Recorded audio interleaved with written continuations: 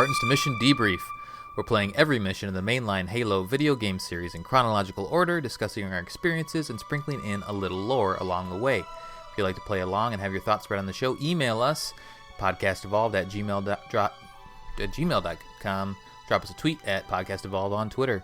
We'll be playing the Ark mission from Halo 3 on the next episode. This episode, we're debriefing the Floodgate mission from Halo 3. I'm your host, Colin Perkins, alongside David Arnold. Hello, everybody. And KRYSTA Brown. I hope you brought your swimsuits, because it's about to get wet. Yeah. Splash. Because nasty. Floodgate. Oh, yeah, because of the water.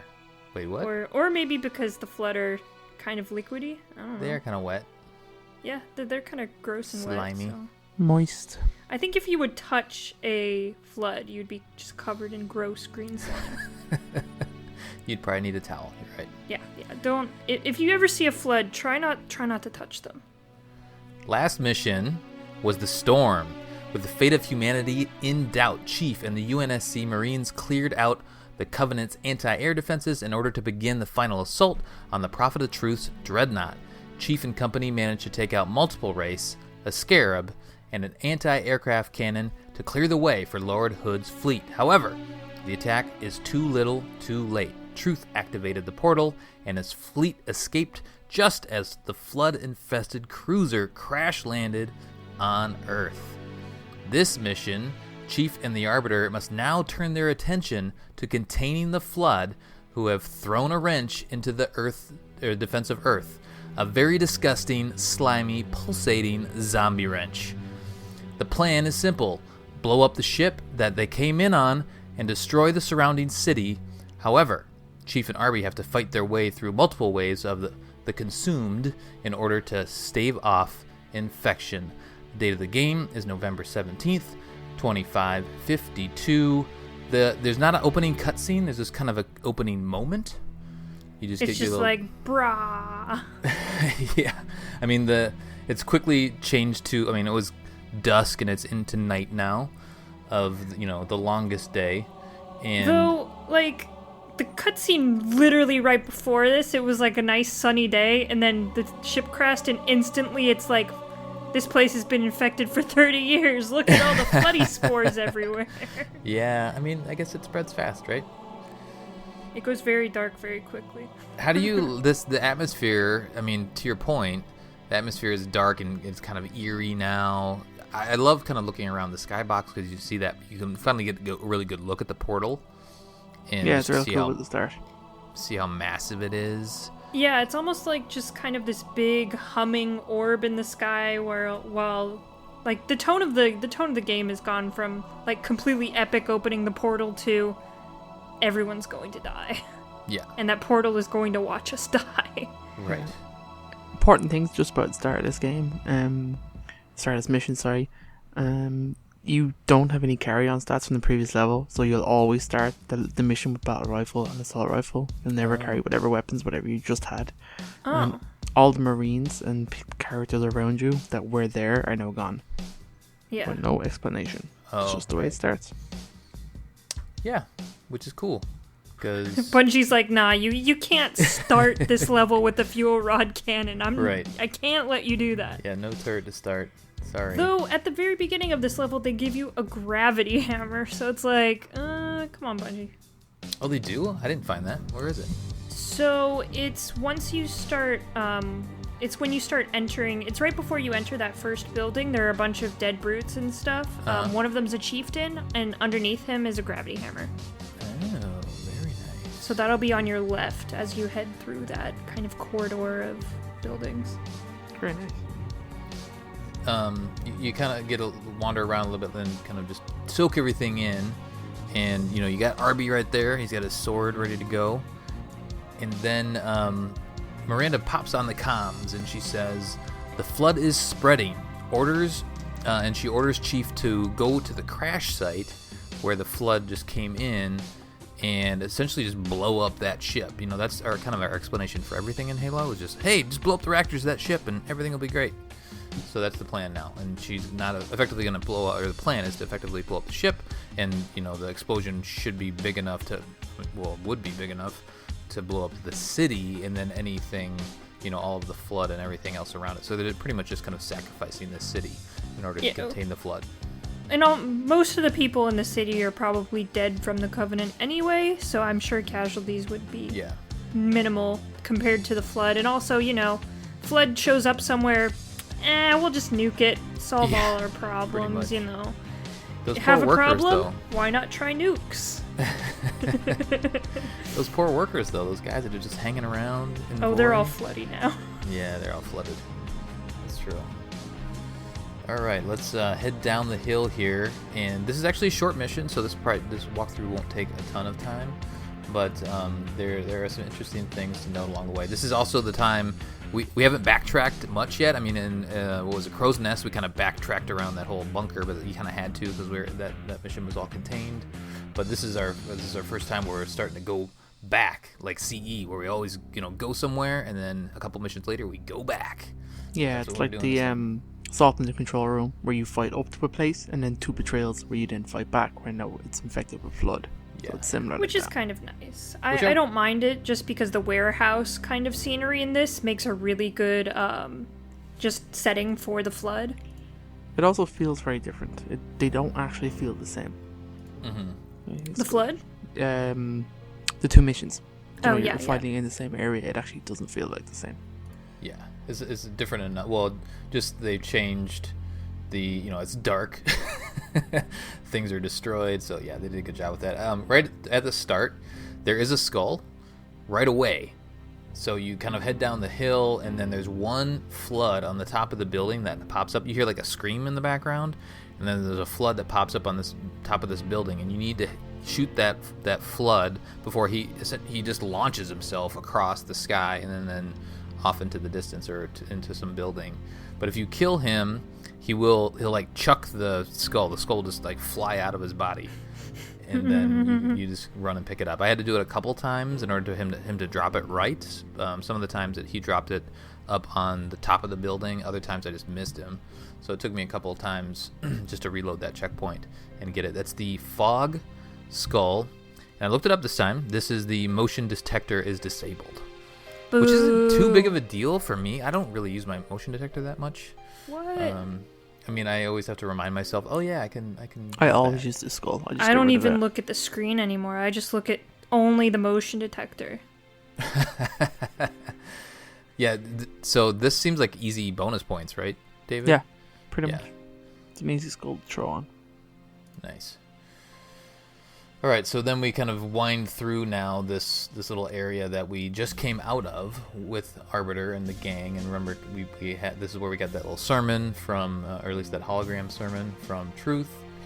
And now we hear kind of all this just screaming and just kind of these weird floody sounds. And then there's some Marines off in the distance here that you get to run towards. But then if you look to the left, then that's when you see the flood like just launching themselves over this building. And there's some poor souls that just get consumed and converted instantly at the bottom. So, there's not much you can do. At least I don't think you can save them. I didn't save them. You can. Well, you can? no. The very first bunch of Marines, I don't think they're savable. I think it'd be very difficult to do so. They seem the Marines are the floods right on top of them right away. Yeah. So they get converted. I think it's interesting, and we'll kind of talk about throughout the mission here, is the flood seemed very different in this game than in Halo 2. So they've done a good job of evolving the flood, the look and feel, and how they move and things like that. It's very apparent. Straight away, you're introduced to brute flood forms. Yes. Yeah. That's what I was going to comment on. Is it's very apparent the difference between the human flood and the brute flood. The brute flood are huge and super intimidating. Like they're monsters, and yeah. I honestly, go sorry. ahead. I was gonna say anything you want to say about this opening area here. No, I just wanted to make a comment on just the Halo 3 flood is probably the easiest flood to deal with in general. Oh, really? Yeah, I would say so. You can actually headshot them. Oh, okay. So maybe it's like their time to kill is less than the other flood. Like a one-hit kill headshot. Like the little tentacles, red tentacles coming out of the center of their body is a one-shot kill for a battle rifle. Oh, okay.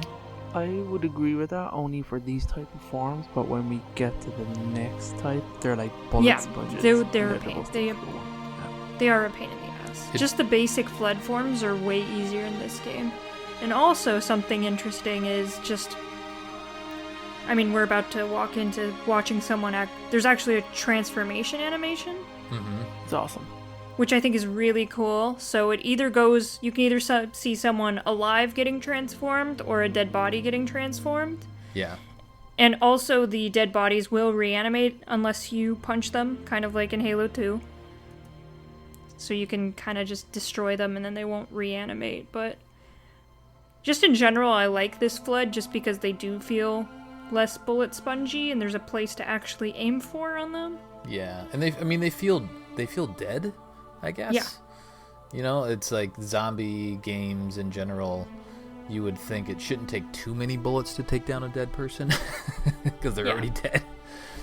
They definitely swarm and they can overwhelm you, and it feels like maybe it's just been a while since we fought the flood, but it feels like there's maybe a couple more flood in each encounter, and it feels like there can be quite a bit. But to your point, it's not too difficult to take down them individually, and if you take your time or chuck a grenade and kind of clear them out or thin them out, then the encounters aren't too difficult. I was playing on heroic, and I didn't really have... I think I maybe got overwhelmed once, but other than that was the only time I died in this mission.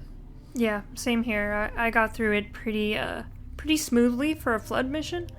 Also, the way that they made the flood talk is like the scariest thing ever. It's so weird. Go on. Like, it's just kind of that kind of... Oh, just that high-pitched sound thing that they make? No, they actually say words. Oh, I didn't pick up on that. No, they'll actually talk. Like, half the time you can't really understand it, but once in a while they'll say something. But it's interesting because I've never noticed that. Really? No, Okay, never. well, they talk. It's like in a wah wah wah kind of voice. They kind of sound like the elites from Halo CE for some reason. I don't know why. But it's kind of this really creepy kind of sound coming from everywhere. They did a really good job with the sound design with making it seem like there are multiple voices talking at once. Oh, interesting. It's very Yeah. weird. So very next time, flood-like, yeah, if you replay the mission, maybe it's because I would have been your daddy on or something, that they were a bit more talkative. But as I was playing through the mission, they were talking quite a bit. Weird. Where's the flamethrower? There's a flamethrower here somewhere, right? I didn't find it. As you... Really? Okay, as you progress through... Okay, you... Do you want to just kind of continue before... Okay, so we're not there yet? is what No, you're no. saying? Just a Okay. little bit further. Alright, so we clear out this initial area right in front of these big doors, and then we can't proceed through the doors that we kind of came out during the last mission, but we can go through this little office area off to the right, so you go through there, and that's where KRYSTA was talking about you to see a transformation. Now, you can save him. Okay, you can. You can, yeah. It's really interesting just watching the whole animation, though. I think it's super cool Yeah. and terrifying. Yes, absolutely. I think I was a little too slow on this playthrough to save him, so he converted and then I killed the flood. So now let's do a little refresher of all the flood types again. So we have the infection forms, the little guys, and then we have the carrier forms that we see later on, which are the big bulbous guys. And then what do we call these? Are we call them the combat forms? Is that Yeah, kind they're of the everybody combat else right now? forms. Okay, so the combat forms can kind of be a human combat form or, like you said, a brute combat form. It's basically any species that's been converted, just in general. I mean, the kind of the lifespan of a flood is they go from infection form, and once they infect something, they're immediately a combat form, and then eventually they become a carrier form. Alright, so yeah, there's just lots of flood to destroy here, so you're just heading back through the warehouse. I feel like I need to mention this just because, I've been into Mega Blocks, but there is a area right in here which is a set. So it's called the Floodgate set, and it's based off of this kind of that. So you kind of clear the area here. You keep going through the warehouse, and then there is a kind of a little ramp and some stairs you got to head up and around before you go down that hole. So that is a set right there, kind of kind of that catwalk. Interesting that you would mention that, Colin, because that's exactly what a flamethrower is. Oh. Yeah, it's And up I there think on there that is a catwalk. flamethrower in the set. That's amazing. Colin, they know everything. Is there like flood? Is there Mega Bloks flood? Yeah, Oh, it's pretty weird. rad. And you also get a vehicle. You get one of these little yellow, I don't know, vehicles that are sitting around. That's the other. That's part of the set as well. It's like pretty little forklifts. Yeah, yeah. Okay. Just on that, this was interesting, so I thought I included it, but it doesn't have a verified source, so I'm just going to say that straight off. The Marine with the flamethrower is actually is two-dimensional and has no scripted actions other than 2 shots and a death animation. However, the corpse can be infected and become a normal combat form. Oh. So I thought that was interesting. Yeah. And so now, where exactly is it? It's on top. It's on top of that catwalk. As you approach it and you look up, there is a live Marine with a flamethrower shooting it, and then he instantly dies. Oh, okay. I see. And then you get the flamethrower. Then you get the flamethrower. I don't know. I must have just missed that because I was shooting flood with my shotgun. Yeah. What were you guys rolling with? I guess we didn't talk about that yet. Are you definitely a shotgun for me? And I think I did BR so I could get some of those headshots. Yeah, I dropped the assault rifle as soon as you get to the first weapon drop with shotguns. Now I did bounce around. Obviously, I picked up the flamethrower and I'm pretty good with that, so I kept that for a long time. Once I dropped that, I think I used a spiker, and even for a little while, like dual spikers, they're kind of fun. And then I eventually got some melee weapons, because as you get further in the mission, you find swords and hammers and whatnot. Right at the end. KRYSTA, what about you? I did pretty much the same. I rolled with the shotgun and the BR until I got the flamethrower, and then once that ran out of ammo, I pretty much stuck with the BR the rest of the mission. Okay. And it's very competent. I mean, the shotgun works, and you get shotgun ammo along the way for this mission.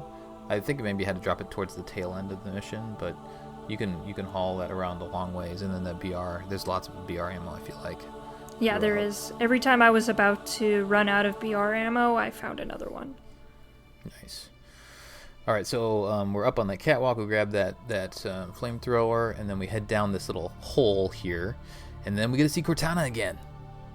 Little Cortana moment. She says, "Chief," and then there's kind of like some muffles and whatnot. She says, "I can't tell you everything. It's not safe. The grave mind. ... It knows I'm in the system." It's more or less, and then it just kind of cuts out. So you get a little flavor of what's going on here.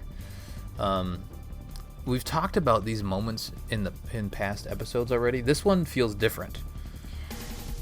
Well, this directly correlates to what happens at the end of this episode, in the end cutscene. And so Chief is actually seeing this before he sees it, which is strange. I guess we can talk about it more once we get to that part and find it. Yeah, we'll talk about that more. So we'll keep going. So yeah, we kind of head through this little area here and wind back through. There's more ammo and guns and stuff if you want to get some more, but you need to kind of wind through this little corridor areas. And it's also nice having Arbiter there. Like fighting the Flood, you're not necessarily side by side with him the whole time, at least at the start of this mission, but now you kind of like re-shoulder up and you kind of get to go through this area. But around pretty much the first corner here is where you get a little bit overwhelmed with a bunch of Flood right away. So if you took a second to relax, you might get a little startled by some more Flood here. Proceed through there, and then this is where we see that freaked out Marine, right? Yeah, yes. I was going to mention him. There is a suicidal Marine who has a striking resemblance to the paranoid Marine from Halo Combat Evolved. He's in the mission 343 Guilty Spark in the first game. He shoots the player in that game, and thinking the Chief may be Flood controlled. In this game, just know the player can come across both Paranoid Marine and Suicide Marine in the first level where the Flood is fought in the respective games. So that's kind of cool. So this guy just kind of talks about he had to kill his own team because he thought they were infected with Flood. I very much got the impression that they weren't, and that he just killed them. Well, all of the dead bodies are uninfected. Yeah, same. So and I think you do get negative points if you kill this Marine. Oh, I killed him. Okay. Yeah, I think you do. In terms of the scoring, it still counts as a negative. Even though I think, does he attack you at all, or did he just sit there? No, he just mutters, just and he looks like he's gonna shoot himself in the head, but he never does. Okay. Pussy. Damn, Krista. He for some reason I sat there and I was stared at him for a while just to see what he was going to do, and we haven't talked a whole lot about the design of the Marines, their armor and stuff like that, but if you want to get a good look at the Marines armor, just stare at this guy for a while. It's pretty cool. I really like how they design their armor and their helmets and things like that. All right, so we will run away from this hysterical guy, and hopefully, not murder him like Krista would. I set him on fire. Oh, you did? Yeah. You just kind of set him free, right? You put him out of his misery? Well, I mean, he killed a bunch of people, so... That's true. Justice. War justice. I'm sure he got flooded if you left him. Yeah, for sure. All right, so we proceed through this next area, and then we kind of get back outside, and now we kind of get one of those little, mini cutscenes. It's not a full-on cutscene, but this is Urtas, right? Urtas is coming in. Yes, Shipmaster. Our beautiful, beautiful shipmaster. Mm-hmm. So did they just get here, or have they been here the whole time? I'm trying to remember. Where has Urtas been? They were all the way over where Miranda Keys was, activating the Ark. Where did that happen? Where was Tartarus? What, that was on the Halo? Yeah, so the Halo. But have they been on Earth or kind of in our area for a while? This is the first time we're seeing him, right, in Halo 3. But he must have been helping out because, we're now with the Arbiter and all that sort of stuff. But we haven't really talked to him at all in Halo 3. No, I don't know where these were, because obviously Miranda was on Earth afterwards, so yeah. She must have been separated from the Arbiter. So I don't know where Urtas came from. Yeah, I think they all made their way over to Earth at some point because, this faction, or at least the elites, are now fighting. They're more or less allied with humans, so they're fighting against the Covenant as well. So there may be documentation somewhere like where they were exactly, but I think they were helping us out. But Urtas shows up here in his army. What's his ship called? Is it Shadow of Intent? Is that right? Yes. Yeah. Just on that, this is the first mission where Sangheili allies, other than the Arbiter that you have, are encountered in Halo 3. So just that interesting kind of note. Yeah. It's also the only mission, or the first mission, where there is no live Covenant loyalists. By that I mean Covenant that you actually fight and kill. Yeah, that's a good point. Yeah. They're all just Flood that you fight in this mission. So we partner up with the elites here, and Shipmaster more or less says that for the humans, like, he's going to help clear out the Flood. So, humans, stay clear. We're going to take care of this right here, and then you get to see some of the drop pods drop down, and you see the elites pop out. And so you start, to your point, you said earlier, now we're allies with the elites, and they're fighting with us against the Flood. So we proceed kind of further, and you can kind of see some fighting down below, and you can either, I think you do actually have to hop down below, and there's lots of swords that just kind of drop here.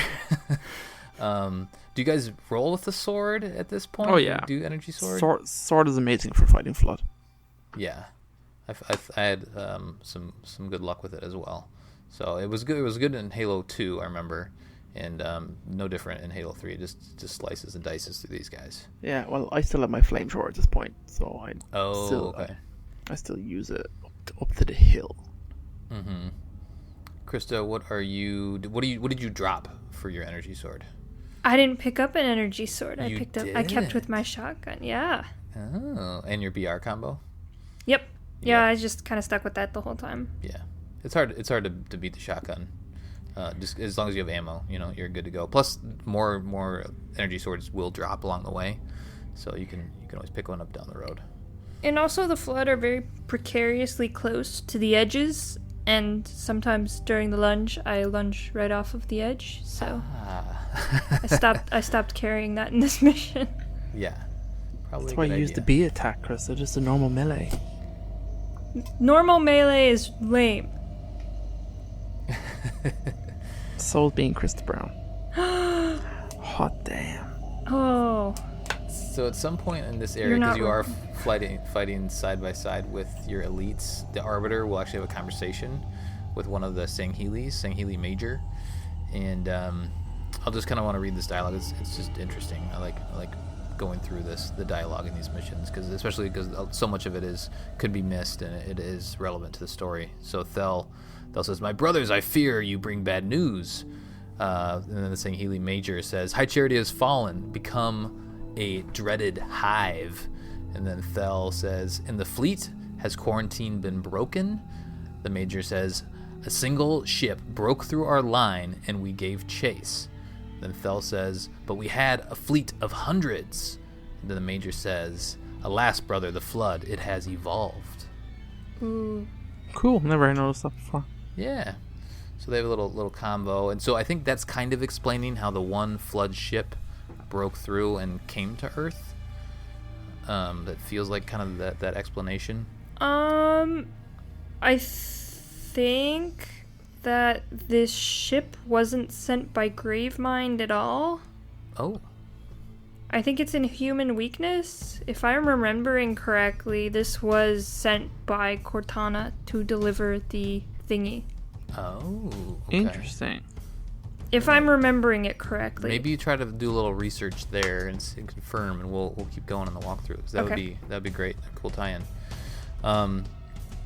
All right, so we had the little conversation. Kind of gives you a little bit of more context as to what's going on with the flood, and we just gotta go along this cliffside and then up this ramp, and this is where we finally see some carrier forms, and we get to pop those and all their their little infection forms spread out, and they're fun to always just shoot the shotgun or punch or whatever you want to do with those.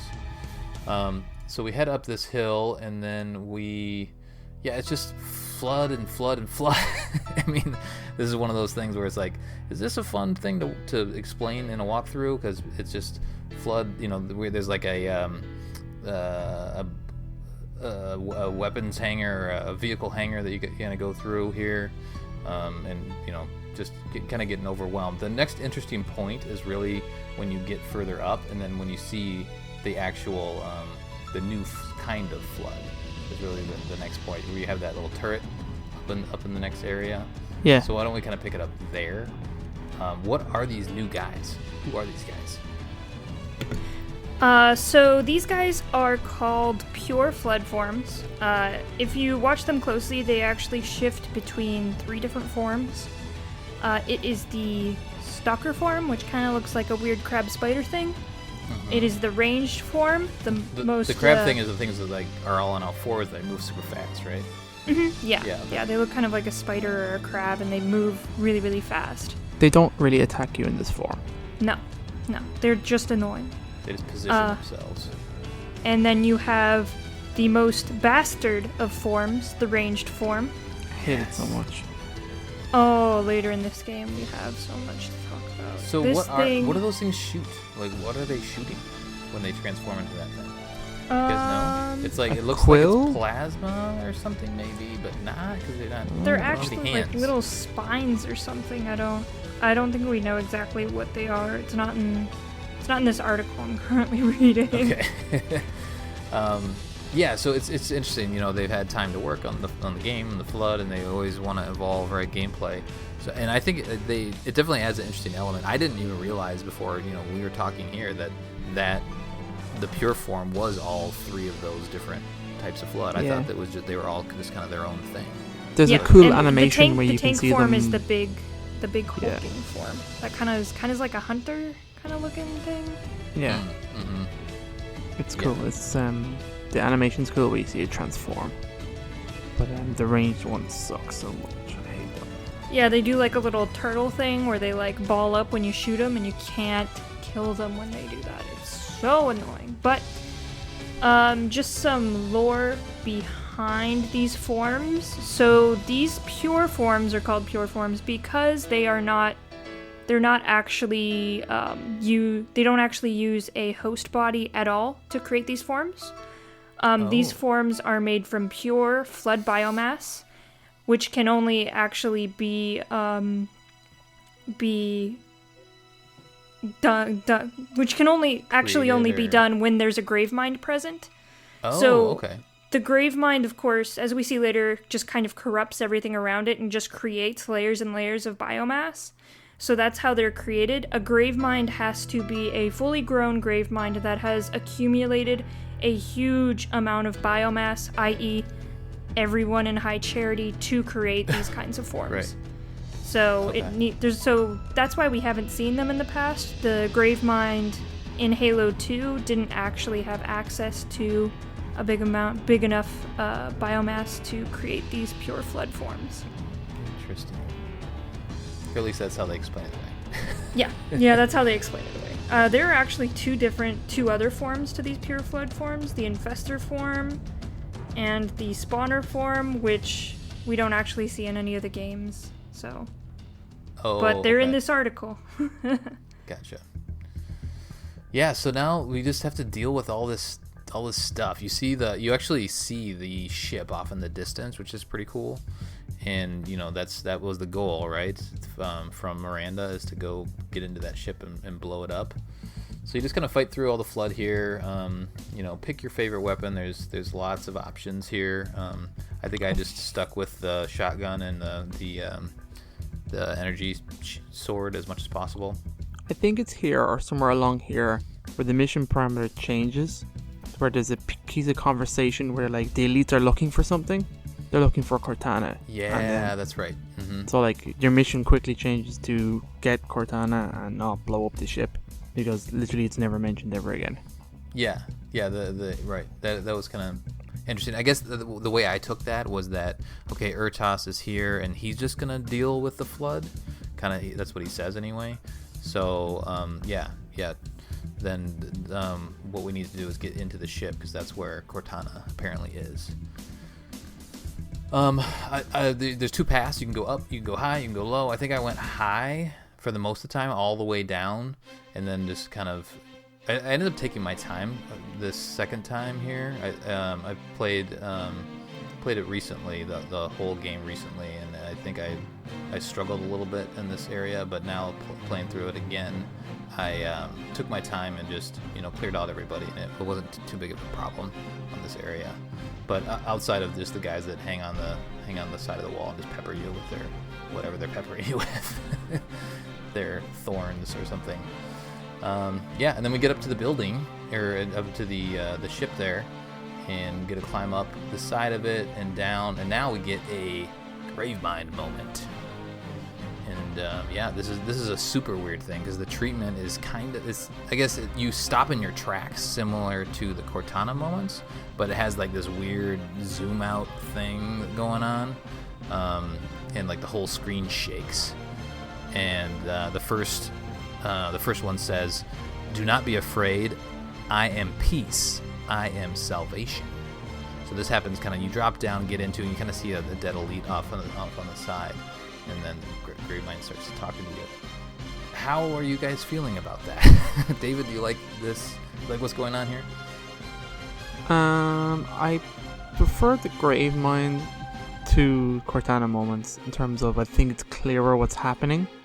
It's also a more, the Gravemind is just this threat that exists. You never really interact with him except for that one time, so it's good that it's brought back into the game, because the Flood just seemed mindless and pointless. So I like the idea that there is a mind behind this threat, so I like that they remind you of that. And everything the Gravemind actually says is awesome. So yeah, his quotes are KRYSTA? I definitely feel the same way. I think anytime we get to hear or interact with the Gravemind is always so very, very interesting, because every line he says has like layers to it. Like there's of course the top layer meaning, but then once you start learning more and more about Halo and its universe and the origins of a Gravemind and the Flood, you really start to pick out different things that Gravemind says. Like the more I read in Halo, the more meanings I can take from Gravemind's stuff, which is really cool. So I'm forgetting now. So we've played through these games enough and doing this walkthrough and all that. Like we know who the Gravemind is, and if you just come to Halo 3 and just play Halo 3, do they mention the Gravemind at this point? I don't remember them doing that. Nope. There is in the end cutscene. We'll talk about it. Okay. I think it's the first time where it's mentioned about what is happening. I guess Cortana does say, in the little snippet you get during the Cortana moment, she does say the Gravemind. So you kind of at least have that name dropped. But tying that together as a new player, you won't necessarily be able to make that connection at this point. That's further down the road for Halo 3. But this mission does a good job of just saying, hey, remember the Flood? Yeah, they suck, and you need to kill them. And the other cool thing about this point here is we have one more Gravemind moment in a second, but I just want to talk about the ship and how there's really not much to do in the ship besides just kind of go and get Cortana here towards the end.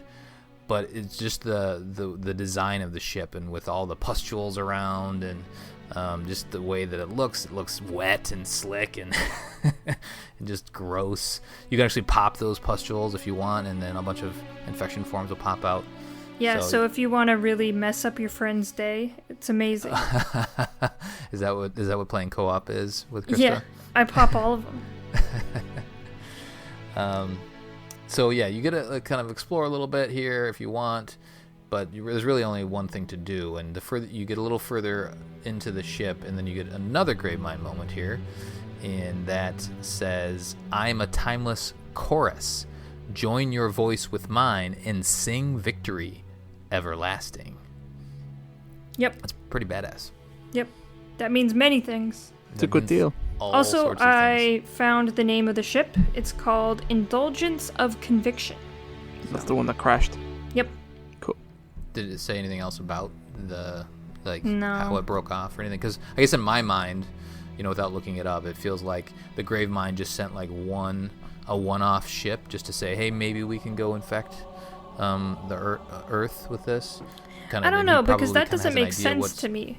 Because it's literally just saying like, oh shit, more Flood might be on the way. Yeah, that's true. Or it might have been. I would have to reread Human Weakness, or at least go through it a little bit. Yeah, this could be just the one that got through the blockade. Mm-hmm. But he would be driving it though, right? Like, because they follow his orders. Well, yeah, because they're all connected to the Gravemind at all times. Yeah, and so plus he's talking to you, so he knows that this ship is there. Yeah, that's true. So, but to your point, like maybe Cortana was somehow able to take over the ship. So yeah, we gotta do a little more research on that. So we'll follow up on that on the next episode. But let's go. So really the only thing to do is to go press X near that center console thing, and then we cue the cutscene. This is a long one, and David has volunteered to take us through what's going on here. Good luck, soldier. So this mission, I think we said it, I don't like it. It's not a great mission, but the cutscene at the end of it that you get out of it is crazy in terms of like what it covers, where you go, and it just pretty much sets up the rest of the game. Mm-hmm. And kind of like it has ramifications for the entire Halo universe, essentially spinning out of this. So what happens is Chief goes to pick up what he thinks is Cortana, a device of Covenant origin, and Cortana starts to speak, kind of. No. Yeah, she speaks a little bit. Yeah, speaks a little bit. Over his shoulder, it like something happens. He turns around and he's faced with Guilty Spark. Yes. Comes flying down from obviously the Phantom was above. Spark Bay. So Spark was with Urtas, right? He had to have been. He was on the Ark on Delta Halo with them. So he was with on the Shadow of a Tent, because this is the first time. Yeah. So he pops down and they have a great little conversation where Chief doesn't trust him, where Guilty Spark explains that you were trying to destroy my installation and you did destroy it. So now that's kind of broken him off. He's like, hey, I'm a good guy now, guys, trust me. He pretty much says, I have only one function, and it's to help you kill the Flood. And John just kind of accepts it. He tries to take Cortana, and John doesn't kind of let him, pretty much, because he thinks that this is Cortana and she's in a damaged device. Well, it looks like he's almost shooting it, right? Like he's just got that laser beam. You don't really know what he's doing. It's a repair beam. Yeah, it's just like a gravity beam where he picks things up. Anyway, so the cutscene then moves to on board the Shadow of Intent. So it does. So you do see the ship kind of fly away, and then you see the rest of the Covenant. Well, I guess not the Covenant. It's the Elite's ships glassing the area. That's right here. Yeah, they're taking care of the Flood. That's kind of important to note that at this stage the elites that are allied to humans are pretty much glassing this area. So for now the Flood is contains the infection for what it is. And then you move to the bridge of this thing where you have all these major players now all gathered. You have Miranda, you have Chief, you have Hood, you have Ratas, you have the Arbiter, and you also have 343. So that's pretty much all the major players left that are on your side. It's pretty cool, yeah. And what it is and Urtas is in his floaty chair, which is great. Yeah, he's in his floaty chair and he's just being awesome. And the device, it turns out, is damaged, but it is not Cortana. It is a recorded message. But Cortana tells them, by 343 kind of repairing it a little bit, that the Gravemind is coming, that it is bringing High Charity to Earth to take it over. But it doesn't know that the portal exists, and it doesn't know about the Ark. I don't know how it doesn't know this, but that's what she says. And that if you go to the Ark through the portal, there is a solution to the Flood that is not detonating the Halo rings. And that's kind of it. That's kind of the only kind of information that we get. So then there's a kind of discussion where Lord Hood doesn't think this is good enough, and she's clearly damaged. She could be corrupted. It's not good enough. He's not going to wager everything. The elites are straight away, 100%, we're going in. You know, right? They don't really care. They've dealt with the Flood on this planet. There's kind of a cool, very heated moment that is clear that this alliance is new and fresh, where Hood is giving out to them for glassing half the planet, and Ratas just says, "You're lucky I didn't glass the whole thing." And there's some posturing going on. There's some posturing. Pretty much. And there's some great quotes in here. Things like a single flood spore can destroy a species. Yes. All this kind of stuff. It's awesome. Ratas is so good. That's Krista's favorite right there. Yeah. That's a really good line. It's a really... He, punches the table. He gets a nice close-up. He's really angry. Oh, also answering your question about why the Gravemind doesn't know about the Ark. This is going to harken into some deep lore from the Greg Bear series, but the Ark that we know is called the Lesser Ark, which was one of the most guarded secrets of the Forerunners. Okay, cool. That makes sense. I mean, there was another Ark, the Greater Ark, and that was the one that the Flood destroyed. So I'm pretty sure the Gravemind didn't know about the Lesser Ark. Cool. Then what we have is Chief pretty much and Miranda siding 100% with Cortana and going that, yes, you will go and stay and defend, and we'll go forward into the portal and bring whatever the solution is back to Earth.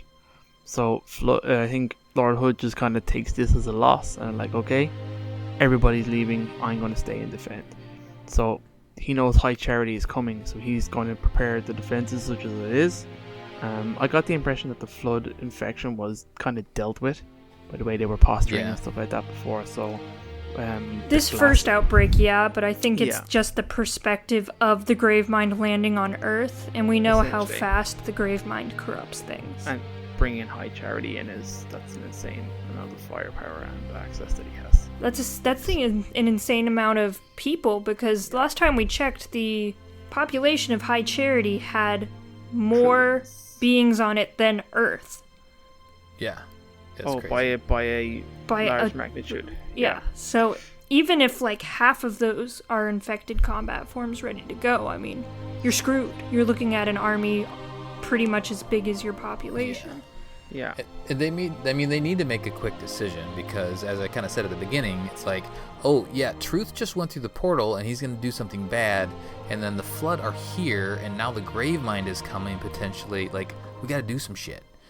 Yeah, so humanity is pretty much stuck in a very hard place where they have whatever Truth is doing on the other end of the portal, plus the Flood that are coming on the way. I did find it interesting that usually, so if you're watching a TV show, and there's something like this where, like, there's a terrorist or what. For some reason I think about 24 and like how he always has a speed dial to the president.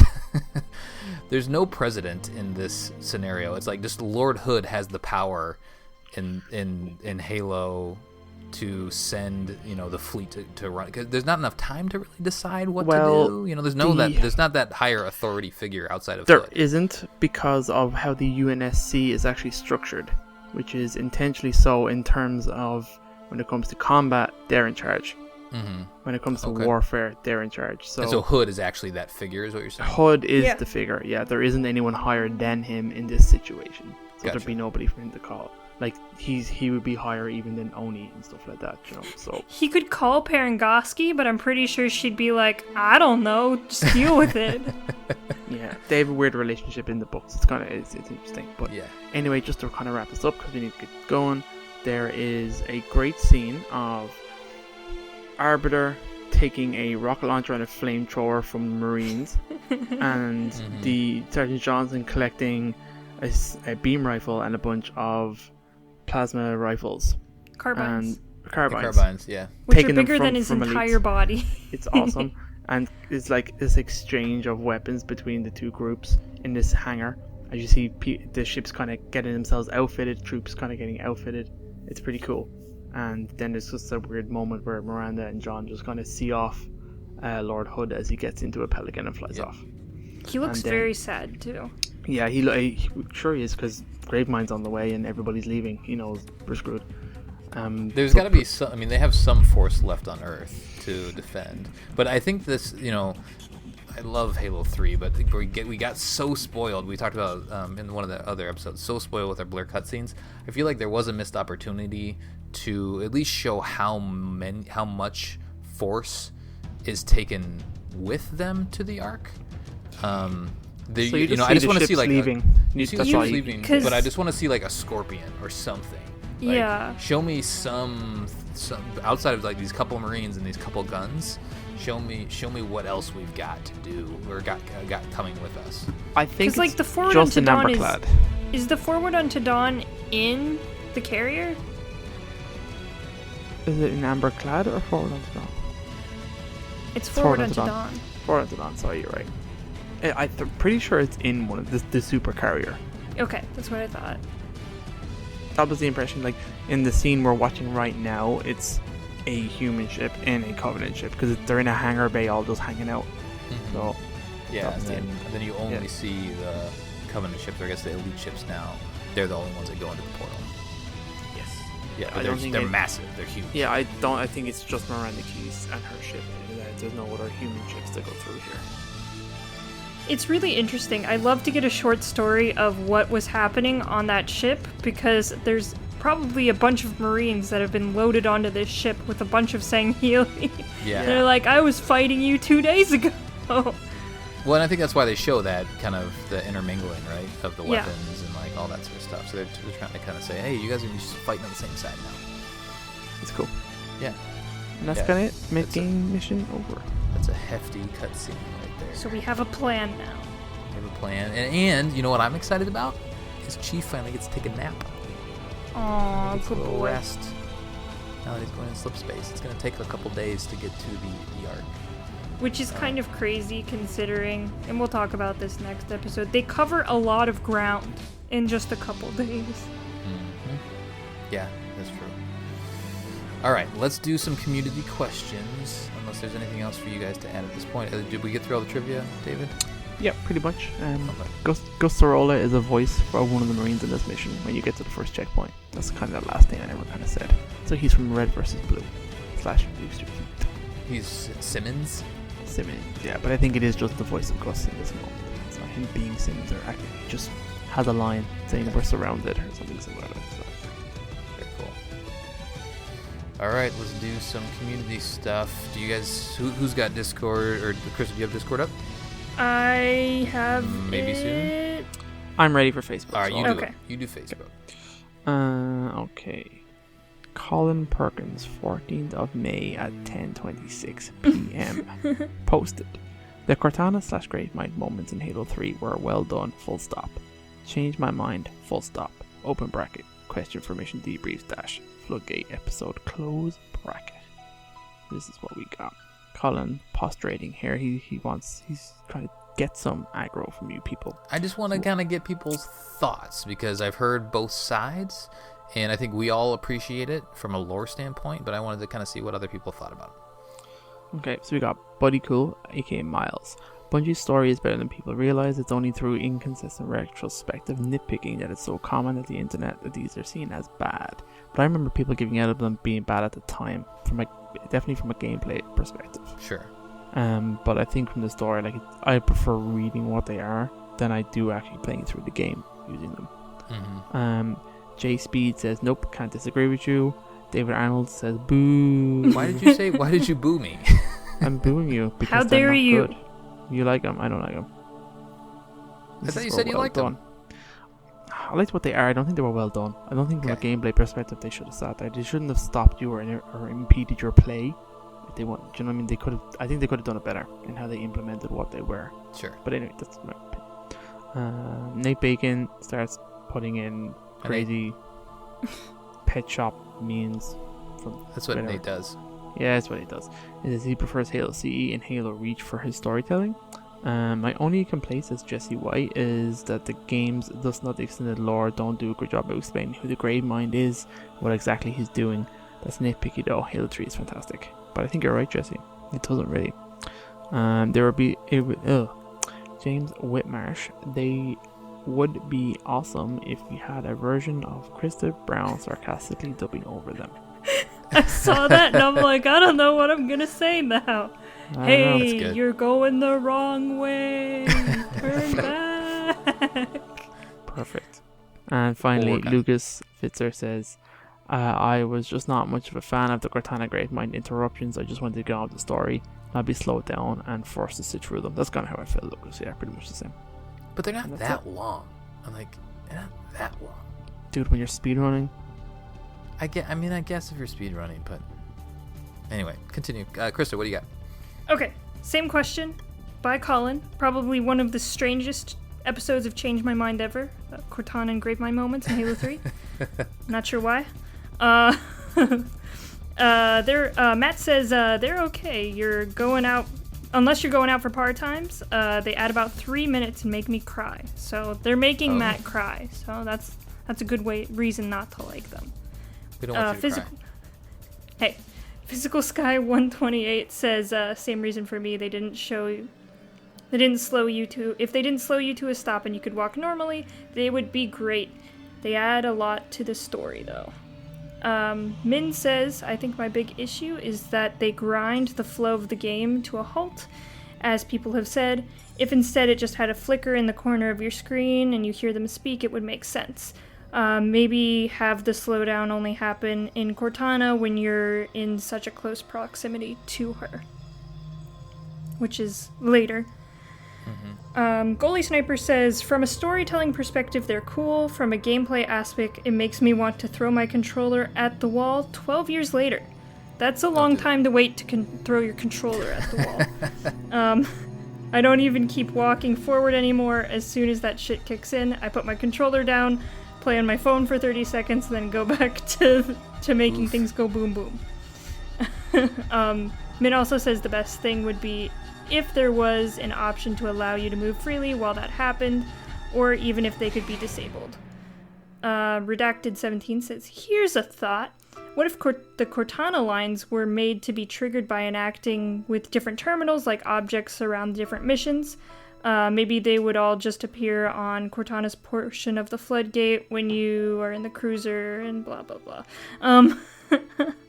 It would make more sense than having them appear out of nowhere during gameplay. So he's saying that this would be better as like a clickable terminal video like we've seen in some of the other Halos. As for the Gravemind lines, they could appear on a terminal during missions. And that's about it. Cool. Discord's always weird because it's more of a conversation. Yeah, that's true. I think they're well done. The Halo 3 is played a lot with friends, and a lot of people play with split screen, and they're not necessarily always paying attention to the story. So I think that's probably where that main frustration is. So maybe there was a way to limit the, I don't know, If you put brakes. scoring on or something, you Yeah. can turn them off. Because the first time you play through the game, they're the coolest things ever. Right? If you're playing The first- solo and you're just locked in and you're like, what's going to happen in Halo 3? And then that happens. It's awesome. And then once you play it for the 30th time, you're like quoting it as it's going on. And you're just like, please stop. Yeah. Yep, I can see that. Alrighty, anything to add before we leave? Blarg? Blarg, blarg? Blarg, blarg, blarg. Wort, wort, wort. Alright, more Flood to come. That'll do it for our debriefing of Floodgate from Halo 3. On the next episode, we'll be covering the Ark. Send us your thoughts at podcastevolved@gmail.com or drop us a tweet at podcastevolved on Twitter. Until next time, evolved. Evolved.